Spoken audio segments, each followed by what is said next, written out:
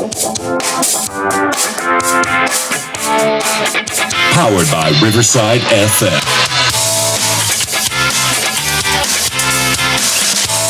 All right, guys, for this Browns backers interview, please help me welcome all the way from the West Coast, the president of the San Diego Browns backers, Michael. Michael. Hey, thanks so much for joining us, Michael. How are you today? I'm living the dream out here in California, the land of fruits and nuts.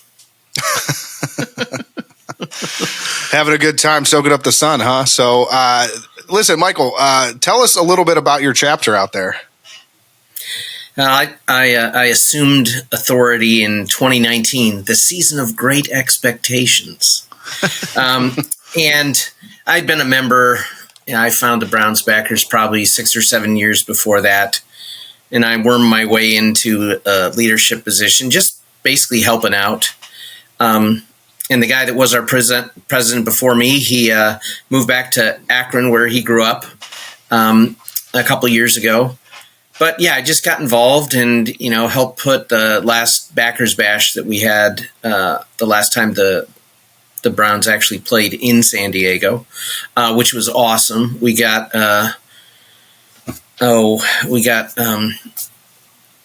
like 1,500 people showed up. There used to be a practice field right off of Qualcomm Stadium's parking lot.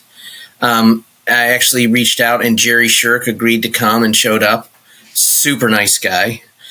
So yeah, I've been involved since 2019. 2020 was screwed up because, I used to host Zoom meetings so that we could watch the game.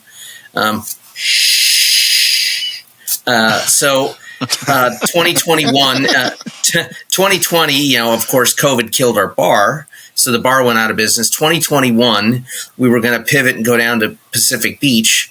And then it dawned on me 8 days before the start of the season. Oh, crap. We open against Kansas City and it's a late start. Nobody will be able to find parking at the beach at, 4 o'clock or 1 o'clock on, on Sunday afternoon. So we pivoted and went to a bar downtown.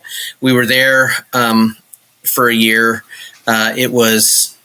We made the best of a bad situation, but there's a lot of homeless out here, so it's not uncommon that you've got a crazy person walks into the bar talking to themselves, screaming and yelling. So yeah, it was kind of like a drunk Steeler fan wandered in, and then we ended up going back to the bar that went out of business, but it was under a new proprietor. And since that time, the bar was sold again. But we're in Kearny Mesa, so it's kind of the heart of San Diego, and when the Browns are winning, we draw between 150 and 200 people a weekend. Oh. And most people are, I can't believe there's that many people from Cleveland out here.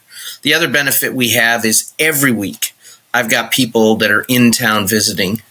And, they love coming to see us because what we provide is we make you feel like you are in Cleveland, except you look outside and you say, damn, the weather's nice here.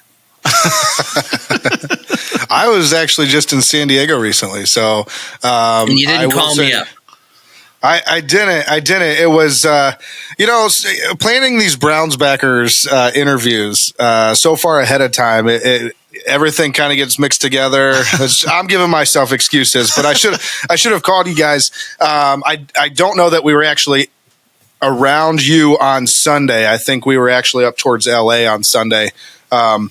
But either way, we were in San Diego and the weather was fantastic while I was there. That was just a month and a half, 2 months ago. Well, up until this last year, my previous bar owner was willing to kind of look the other way. I used to have Great Lakes beer shipped out here so that people could have Great Lakes beer. Now, my new bar owner is an awesome guy, but he said, look, I'm not going to lose my liquor license so that you can have beer.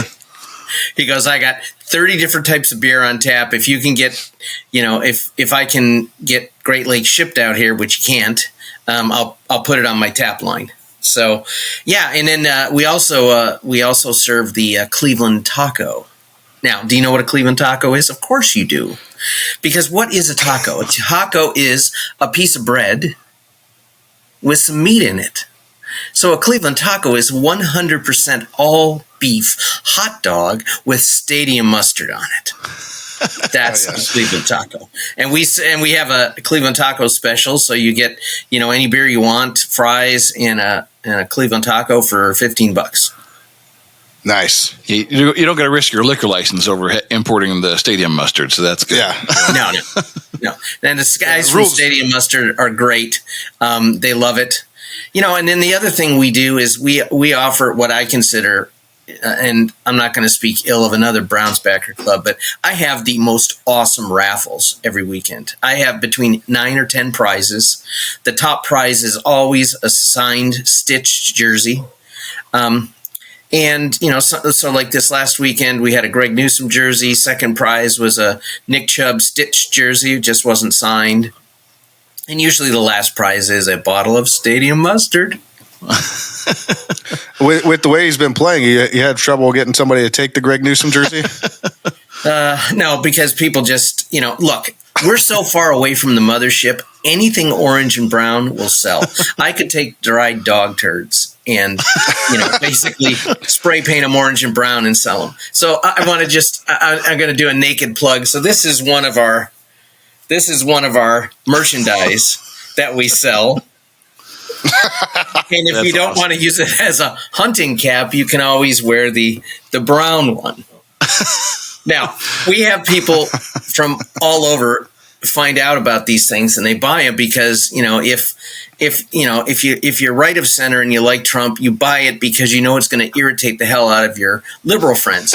And then the other people that are liberal that have kind of a good sense of humor, they buy it because they love the Browns and they know it's going to tweak off their other liberal friends. So we do, we make our own t-shirts, we have some drinkware, we do hoodies, and it's just to make people feel like they're part of something, because that's what being a Browns fan is.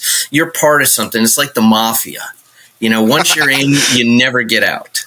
Yeah. And so, I was born into this. I was born in Collinwood. We moved to Lakewood when I was 5 as the neighborhood was changing. I'm the oldest of 4 boys. My earliest, I can remember probably 1966, the NFL championship game, losing to the Cowboys. And then moved out here in 1984 when the Super Bowl was played in San Diego, when we lost on the fumble game. I had 2 tickets lined up if the Browns beat the Broncos for my dad to come out for us to go to the Super Bowl in San Diego. Needless to say, that didn't happen. So, if only. Yeah. Now, you mentioned a couple places there. So Lakewood is where my sister-in-law lives, and Collinwood, actually, that's always a fun one that comes up because it's the home of more recent NFL history.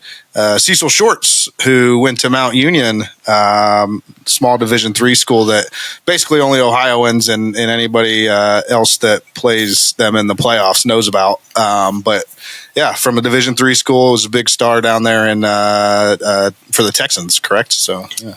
Yeah. Well, back in the day, Collinwood was a super vibrant neighborhood, and there was a huge GM. The Fisher Body Plant was there. There were hundreds and hundreds of people that worked in 3 shifts round the clock. So, Cleveland has changed. I go back 2 or 3 times a year because I cannot get anything close to a Mr. Hero hot buttered steak in California.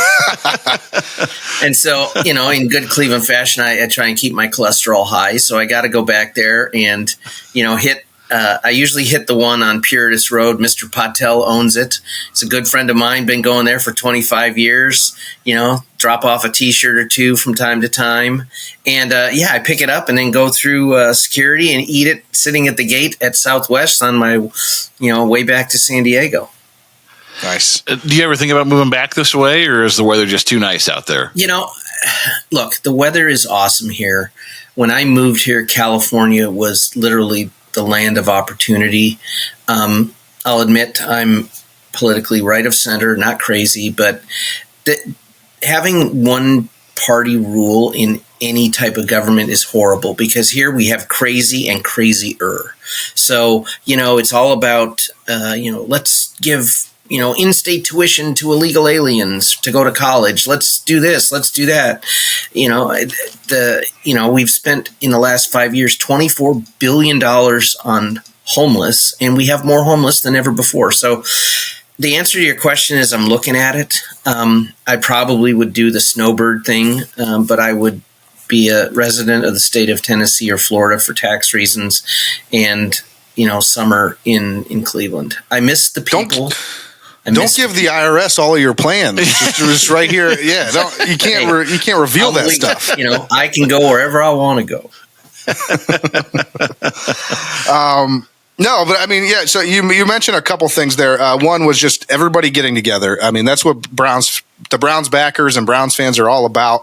Is they have this place where there's a sense of community, kind of away from home, away from Cleveland, where they all get together. But something else that all of the Browns backers groups are involved with is charity or community service. So, are you guys involved with any community service or charity work out there? Yeah, and I'll do a naked plug. There's only one thing that we support locally, and that's the San Diego Humane Society. A buddy of mine's wife works there, but it's not because she works there. But we do every year a Dogs for Dogs raffle. DAWGS, the number 4, DOGS. I know, very original. And the Browns with their backers club, you can apply for a signed piece of memorabilia. They'll send you a football or a jersey or something, and then we have a separate raffle for that. We usually raise $1,000, $1,200 for that, and then the rest of our charitable work. And I'll be blunt: nobody gives a rat's ass about the Browns in San Diego except Browns lovers. So why should I support any charities out here? We send all of our money back to the Cleveland Browns Foundation. And this last summer, when I was at training camp, I spoke to one of the Browns executives, and he goes, Mike, it's not just we put school supplies in a backpack for these kids. These kids are impoverished. He said sometimes we buy them clothes, we buy them shoes, sometimes we buy groceries for the family. So since I've been the president, we've donated over $13,000 to the Browns Foundation. The Browns this year, they ask all the clubs to, one game. And so we've already sent them $1,500. Last year we sent them $4,000. I don't think I'm going to be able to match last year's total because, quite frankly, the people aren't coming out. This last weekend I had 21 people, when usually, even when we were 1-15 and 0-16, we were down to the diehard 40. I did half that this last weekend. And it's just in San Diego, look, man, and I told the Browns this, I compete with the beach, the mountains, the desert, the golf course, jogging, running, hiking. I mean, there's so much stuff to do. And the Church of the NFL starts here at 10 a.m. Doors open at 9. And, you've got the rest of your day. So to sign up to watch the beating and the bad football that we had the earlier part of the year, except for yesterday, people are just like, they're over it. They got better things to do. And, if they show up, I know how to get them to part with their money, and the Browns Foundation benefits from that.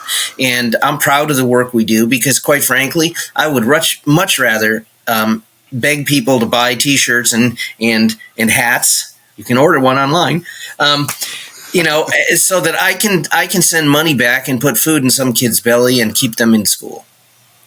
Yeah, absolutely. And I mean, just given all the things that you have to compete with out there, I mean, when you said that you have, when the Browns are doing well, 150, 200 people out there, I mean, that's really, really impressive with just all the things that are out that way. I mean, people are going on vacation for all sorts of reasons, and there's no shortage of things to do out there. Yeah, and then on top of that, I mean, they've just been so damn bad this year, so bad. And it's a different type of bad. To your point, you mentioned the 0-16 team, the 1-15 team. It's a different type of bad because this team was supposed to be good, and it seems like we've willingly put ourselves in this hole throughout the entire season. But hopefully, with the way this last weekend went, you're going to get some of those viewers back and be able to fill the bar up a little bit this next week. So. I love the Browns. I'm not going to say anything bad about the Browns. When, I loved Baker Mayfield, and I got to tell you a story. So I was working the night of the draft when we had drafted Baker. The day of the draft, my coworker walks in. Now, his wife is married to her brother-in-law married Ernie Zampese's daughter. So my guy walks in, and remember, Ken Zampese was our offensive coordinator, or part of our coaching staff. My buddy walks into my office the morning of the draft. He goes, "I'm going to tell you a secret." I said, "Yeah." He said, "They're drafting Baker Mayfield." He said, "Don't you breathe a word to it." But Kenny told Kristen, and Kristen told me to tell you. So, I don't, and I loved Baker, but what Baker showed us that he is a legit NFL quarterback. I hate to say it, but he's not an NFL franchise quarterback. The entire time he played with us, I think he had one or two come-from-behind victories. I think that in the early part of his career, he had that chip on his shoulder that he had always overcome, and I think it made him hard to coach. And especially that last year when he insisted on playing injured, I think that the team said, "Look, this guy, we can't coach this guy." And then Deshaun comes available, and if, you look at 4 years of Baker, you look at 4 years of Deshaun, and Deshaun was a legit NFL franchise quarterback. And so I don't fault the Browns for pushing all the marbles to the middle of the table, because they were built to win now. And you look at the window, that window is shifted now. We've got guys that are old. We've got guys that are in their second, looking to a third contract, which are expensive. So, and I don't think anybody saw that Deshaun would lose his skills like he did. And I don't know if his not being able to have success has affected his head. And so now everybody's got to, toe the company line and believe in the guy. But I did not see our guys playing inspired football. Yesterday, I watched our guys play inspired football. They looked like they were having fun. And I don't think they'd had fun this year. We had 220 people at the Dallas game at my bar. Yesterday, I had 21. So I'm hoping that they will play competitive the rest of the year. I think they will. We're looking at a team that's in some areas long in the tooth, and they're going to have to, retool. But I think that the ownership is smart. I think they got really smart people working for them. And while this year, quite frankly, sucks, I don't think he's going to hit the blow up button. I think Stefanski's a good coach. I think that Jim Schwartz is a hell of a coach, and Andrew Berry has proved that, he's a pretty good judge of talent. So, I don't know what else to say, but it's tough watching what we've watched up until yesterday. Yeah, absolutely. And you talked about a lot of the things that I was going to actually ask you, is just like how the season's been going, your thoughts on different things. And you kind of, I think we all share the same thoughts of just what a disappointment this season has been, given all the expectations. I think that's the biggest takeaway, is regardless of your feelings on, like, say, Stefanski or Andrew Berry or any of these guys, the overall take is we're just all so disappointed. Frustration, yeah. Just because there was so much hype around this season. Shannon Sharp picked him to go to the Super Bowl. So, and he's he has pretty big show. He played some meaningful football. The guy knows what he's talking about when it comes to football, and he picked him to go to the Super Bowl, and here we are. But let me shift gears here real quick. I do want to ask you one thing. Can I add one last thing that I didn't touch on? Yeah, absolutely. I don't think any of us thought that losing Bill Callahan would hurt as much as it does. That guy is, an offensive line whisperer. He took, the rap on DeJuan Jones was he wasn't motivated. He was just a big guy. And he figured out a way to motivate that kid to play beyond what anybody saw. And now Bill Callahan's not there, and DeJuan Jones is struggling a little bit. So, it's hard, because an NFL team is like a three-dimensional chess game. It's who you got now, who you got over the horizon, where are you with the salary cap, what division are you playing next year and the following year, and everybody's good. So it's tough. Yeah. Yeah, no doubt. And Bill Callahan is somebody we've talked about extensively on our show, and the impact of not having him and what it's done to the offensive line in particular. But yeah, switching gears here real quick, I do want to ask you one thing. You're in a unique situation compared to a lot of other Browns fans. Because you live in San Diego. You have recently experienced a team moving from San Diego to LA. And so with all the stadium discussions and the fact that the Browns lost their team, obviously, 95, came back 99, all of that stuff. What are your thoughts on the stadium talks and them possibly moving to Brook Park? I know that they've said that's their intention at this point, but we'll see what the city of Cleveland has in store for them. So what are your thoughts? So let me tell you the difference between San Diego and Cleveland. When Modell moved, wanted to move the Browns and moved the Browns, people went batshit crazy. I mean, there were pitchforks and torches down at City Hall. The politicians, did not lay down. The difference in San Diego is there are so many people here from somewhere else that people were just pissed off. And I gotta lay this at the feet of our local political leaders. Spanos is a real estate developer. He offered the city, sell me the site of Qualcomm Stadium for $1. I'll build a new stadium and I'll develop all the land around it. Oh, we can't give up. That's a valuable asset. That's $160 million. We're not going to. So they went round and round and round for like 12 years. They did a ballot measure. They wanted to put a stadium downtown. It lost because it would have required a subsidy. And he moved his team. Because just moving his asset from here to LA increased its worth by, $500 million. He's a businessman. The thing is, most people here in San Diego are like, fuck the Chargers. We don't care. We hate them. They're still diehard people. They'll drive up to LA. The Union Tribune still covers the Chargers, but the daily paper is like a quarter-inch thick.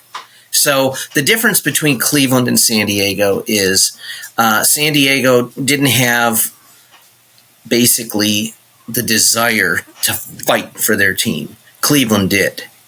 And the one thing I'll say about Cleveland is Cleveland's biggest strength is its people. To be able to live there, it's resilient.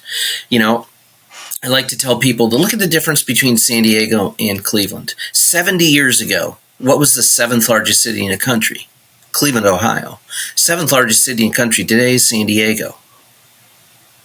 The difference is, the people in Cleveland, they believe in their town. You live and die with your team each week. I mean, hell, when the Cavaliers won, half the region, population-wise, showed up to the frickin' parade. And did they burn down in, the police station and overturn cars? No. Everyone was just stoked that they won. So that's the difference. And, I've lived here longer than I lived in Cleveland. I moved here when I was 26. I've been here 40 years. Do the math. But yeah, I mean, I see myself going back. And as far as the stadium goes, look, this is a big multi-billion-dollar business. And a stadium sitting on a lakefront that's used 12 times a year is a huge non-earning asset. You look at Indy, you look at Jerry World, you look at Robert Kraft and what he's built, and some of the other newer stadiums. It's the anchor for the real estate around it. And then the new stadium will be privately owned, which means they're going to make sure it's not used 12 times a year because they got a couple $1 billion asset that needs to generate revenue.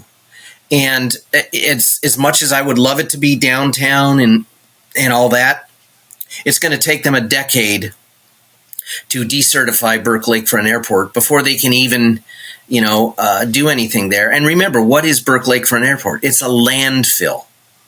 You've got to drill all the way through the old garbage that was put there to be able to reach bedrock to put the foundation in for anything.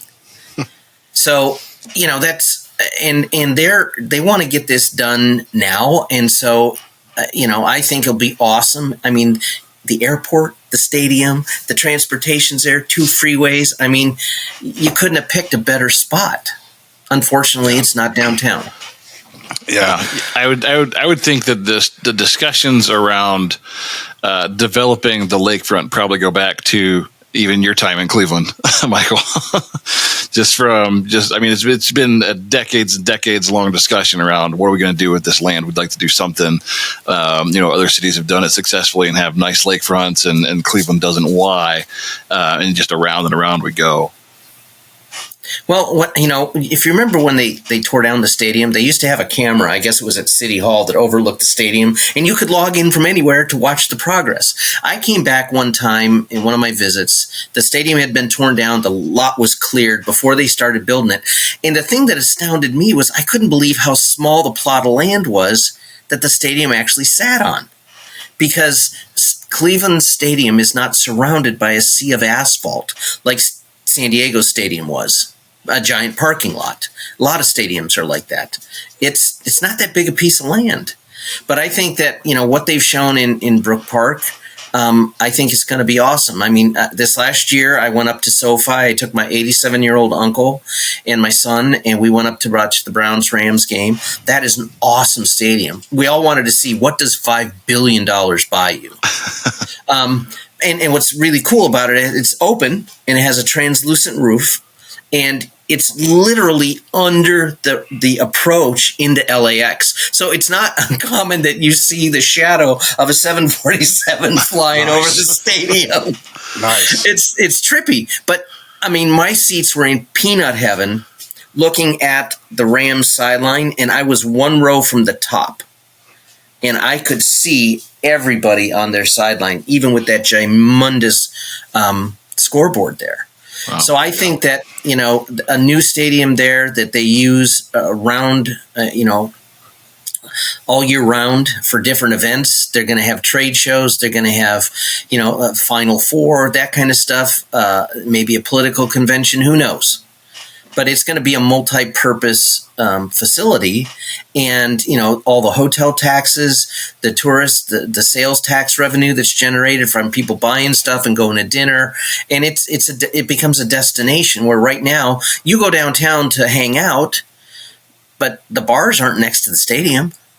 You can kind of see the stadium from the flats in certain places, but there's no place to hang around the stadium. Yeah. Yeah, and it becomes gridlock downtown on game days. But I want to jump back into football here and kind of get your thoughts on the game coming up this weekend. What do you think? Well, first of all, have you heard anything being out there in San Diego, a lot closer to the team, to the LA Chargers than we are? Have you heard anything from any radio stations or anything like that talking about their team and where they think, how they think they are this year, where they're heading? And then also, what do you think is going to happen in the game against the Browns this week? Well, the sports talk radio in San Diego doesn't cover the Browns like the Fan does in Cleveland. They don't cover the Chargers. I mean, there's people that call in. They do talk about the Chargers, but the Chargers aren't their focus. There's a lot of Raider fans. But I think that the Chargers. They've got some issues. They've got a really good quarterback. They've got a pretty good defense. So, if our defense can play like they did this last week, if our offensive line can get coached up and start play better so they can run block, because it's kind of hard to, Nick Chubb's awesome, but, there's 8 guys standing across from you and you're hoping to get through a crease so you can turn on the jets. Okay, that works 1 out of 40 times. But I think they showed us this last weekend that they can be competitive. They can play against a really good team. I mean, the Ravens had a couple of key injuries in their secondary, but they still had a bad pass defense, and we've got a guy that can throw the ball. So I'm gonna go out on a limb, and I'm gonna pick the Browns to be like 24-17. Oh, nice. 2 games in a row over 20 points. I like it. Yeah. Yeah. No, that's great. And I kind of, I think we haven't done our predictions yet on our show for this week, but I think you're probably in the same space as most of us here. It's the first optimism that we've seen in a while. Yeah, so. I'll speak for myself. After this last week, it's like I have a new lease on life when it comes to my Browns fandom. I was just kind of in the dumps like, man, this sucks just all season long. But now all of a sudden I'm like, I'm excited to watch football again. because I know that the Browns, if nothing else, even if they don't win, I think that from here on out, you can expect them to be competitive in every game. And at least have a chance when it comes down to the end of the game. And some will go our way, some won't, but we're going to be a much different team than what we've seen so far. Well, look, we were that close to being 1-7. I mean, Kyle Hamilton had the game-closing interception in his hands. The other guy was wide open, and it bounces off his face guard. So yeah, the gods look down. The football gods look down on the Browns, and Jim Donovan helps out this week.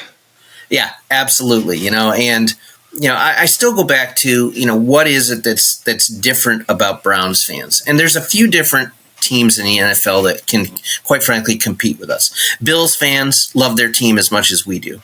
Packers fans travel well. As much as I despise the Steelers, I have to respect what they do. They travel well, just like we do. They have shown that, you just don't keep flipping people in and out, in and out, in and out, in and out. I mean, the entire time I've been an adult, graduated in 76, they've had 3 coaches. Yep. There were times we had 3 coaches in 4 years, 3 coaches in 3 years. So, I mean, you can't have stability like that. And they're stable. Do they hit on all their draft picks? No. But, they figure out ways to win, and they're exceptionally well coached. I have a lot of faith in, what they've done since, the 0-16 year, and, getting rid of Hugh and Haley, and just cleaning house. And since that time, it seems like everybody's in the canoe, everybody's rowing in the same direction. And that's the first thing. You got to have that before you can do all the others. And, this year has been exceptionally painful so far, but I think that yesterday we saw adults that are millionaires getting paid to play a kid's game, having fun. And that's infectious. And a win, if they can pull out another win and they go into their bye and they get healthy, we're not going to make the playoffs. But it would be nice if we could get to 8-9 or even 9-7. 9-7 would be awesome. Yeah. And just that will show the guys that are on the team, and a bunch of them aren't going to be here next year because they're too old, that this team didn't give up. Yeah. But then that leaves us to, what do we do next year when Deshaun is rehabbing and coming back from an Achilles? I got to tell you, I'm just banking on him being out all of next year. Yeah, that's what I'm banking on. We don't want to have that. We don't want to have that conversation again. Let's not go there, Michael. Well, I'm just hoping that they don't pick with their first round draft pick a quarterback, because you look at quarterback drafts. What is the franchise quarterback success rate with a first round draft pick? Is it like 15%?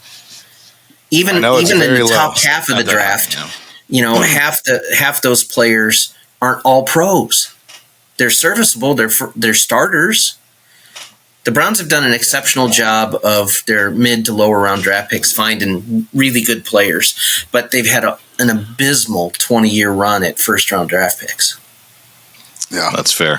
It's funny you said that, Michael, about the Steelers. I think we all grew up hating the Steelers, but I think that's like the final step of maturity for all Browns fans, is that you hate them, but then you finally realize that you want to at least respect them and the organization they have, because it really is impressive what they've done over there, even though we hate them so much. Well, and I mean, who've they had? They've had a revolving door of quarterbacks since Roethlisberger left. They find a way to put it together, and they make the playoffs. I mean, I cannot stand Mike Tomlin. I think he's a punk, but he's a hell of a good football coach. Yep. Yeah. It kills me to say it. God has blessed me in this job that I have now. My coworker, I love her to death. She's a Steelers fan. No good deed goes unpunished. Yeah, I'd say. Listen, we could trash Steelers fans all night long. I really could. I could spend so many hours just talking shit about Steelers fans because they're the worst. But We do have to wrap it up, unfortunately, Michael. And again, we could keep this conversation about the Browns and the history and everything else going. It's been fantastic talking to you, and I wish we did have more time. I do have a real quick final question. Okay. Can you throw the hat back on, Michael? Yeah. Which one? One of the Trump hats there. So first off, where can fans find that if they're interested in buying one? They can email me. Just email you directly? Yep. REP Michael007 @yahoo.com. Perfect. And then does Trump win California? No. No. No chance. That's all I had. No. If Trump won California, I would know that the apocalypse is around the corner, because that kind of stuff isn't going to happen. I just want to say one thing before we sign off. What I said before, I really mean it. I think that Cleveland's biggest strength is its people. I really believe that. Absolutely. We couldn't agree more. I mean, it's one of the great things about, we're still in the area. We live a little bit south. We're in Akron, but we're still in the area. We still go up to Cleveland regularly, and just the people in this region. There's a reason why a lot of people move away, but then a lot of people move right back, because you just can't get what you have here elsewhere. You just can't find it. Well, it's a large part why we do these interviews with the Browns backers, because it's generally a lot of people from Cleveland that go out and create these groups and come together and have some kind of kindred spirit together, and you're sharing kind of the shared experience, the life experience of growing up in Cleveland and being a fan of Cleveland. It's just different than anywhere else. So, So I got one question for the both of you. Sure. Living in San Diego, what's the first thing that wears out on your car? The paint. Tires. Exactly. You're the only person that's ever got that right. Yes. Which one? The paint. The paint is the salt. Yeah, the salt. No, there's no salt here. I mean, what's weird is you can literally have a car your entire life here. It's the ultraviolet in the sun is what ruins things. Just the sun. I was thinking like the sea spray, like the salt. But no, if you live right at the beach, it's like living in Cleveland with your salt on the roads. But very few people can afford to live right at the beach. Yeah. So for the most part, that doesn't happen. But it's just, it's cool living out here, because honest to God, you could be driving down the freeway one day and somebody pulls up. It's like American Graffiti. Somebody drives past you in a beautiful 55 T-Bird. Or you'll see a Gullwing Mercedes, or you'll see just cars you remember from your youth when you were in high school. You had a buddy that had a really, really nice old 444, and then one day it just cruises right next to you on the freeway. Listen, Michael, I'm gonna be honest. I never had a friend that had that car. Yeah, well, unfortunately, I'm way older than you, and they were all in the boneyard by then because they were rusted out. No, listen, Michael, again, it's been absolutely fantastic. We really appreciate you being on. This has been a wonderful conversation, and hopefully we can have you back on the show again sometime to talk more Browns and to talk more history, because this has been a blast. Awesome. For sure. All right. Thanks so much, Michael. Appreciate it. Thank you. Hey, it's Michael McSweeney here in San Diego. I'm the president of the San Diego Browns backers, and you're listening to the Burning River Sportscast. Go Browns.